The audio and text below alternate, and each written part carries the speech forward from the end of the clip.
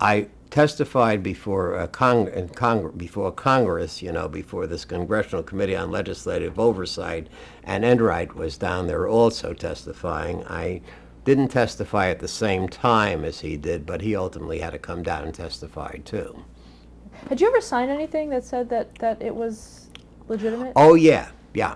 In other words, and he told me if I signed a paper saying that the thing was on the up and up, he'd give me all the things he had promised me, and I foolishly signed the paper. They tried to claim that I was attempting to extort money from them and so forth and so on. They had recordings which the district attorney's office said were doctored and so forth. And that's how that came into play. Did Charles Van Doren testify? He testified, and ultimately he was convicted of second-degree perjury and received a suspended sentence along with Elfriede von Nodroff and approximately 18 or 19 other contestants from 21, as well as, I believe, the $64,000 question and challenge. And what about Enright and Barry? They vehemently denied any rigging, but the evidence was overwhelming, and Americans love a smoking gun, and the smoking gun came about in the form of this fellow, James Snodgrass, who had been on the show, who sent a registered letter to himself, and in this registered letter, which was never opened until the district attorney's office opened it, saying, I will appear on the show and I will be asked and he sent this to himself 2 days prior to the program, and I will be asked the following questions this evening, and everything as you watch the kinescope that he said he would be asked actually happened, and this was the so-called smoking gun. And they had no defense after that.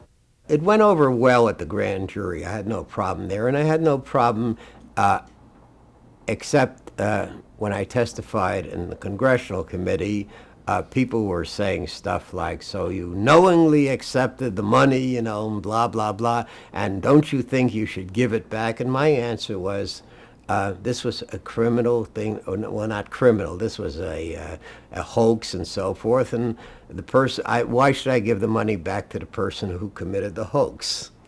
I mean, this is what one or two of the representatives at the committee were actually saying.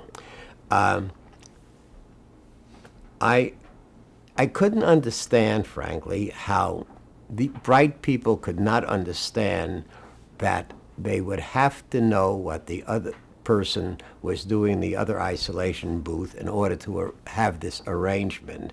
In other words, I said very bluntly, and this is shown even in the movie, that in order to tell me to take 7 points and then 9 points and so forth, they can't have a one-person fix. They must know what the other guy's doing. Because suppose he decides to take 11 points and then 10 points, and you're at 19 points, he'll beat you and you're off the show, in other words. And yet they couldn't grasp this, and I couldn't understand this. Americans need a smoking gun for whatever. This is a national characteristic. And the smoking gun, once again, was the letter Snodgrass sent to himself. But I had, most of the representatives were okay. This one guy, though, kept screaming to me, why didn't I give the money back? I mean, he made a big deal about all this stuff. The person I found to be the real great person on the committee was this Representative Darunian.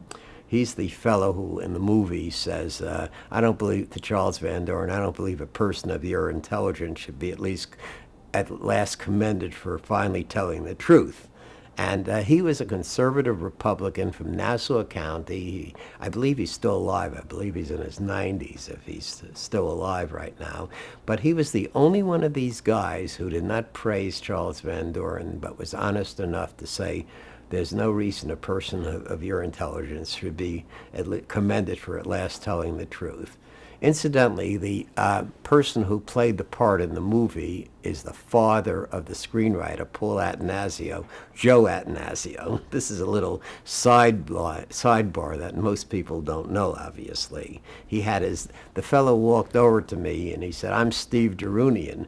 I said, "You are?" I said, "You don't look like Steve Darunian to me." He says, "No, actually, I'm Joe Atanasio. I'm Paul's father." He had his dad in the movie.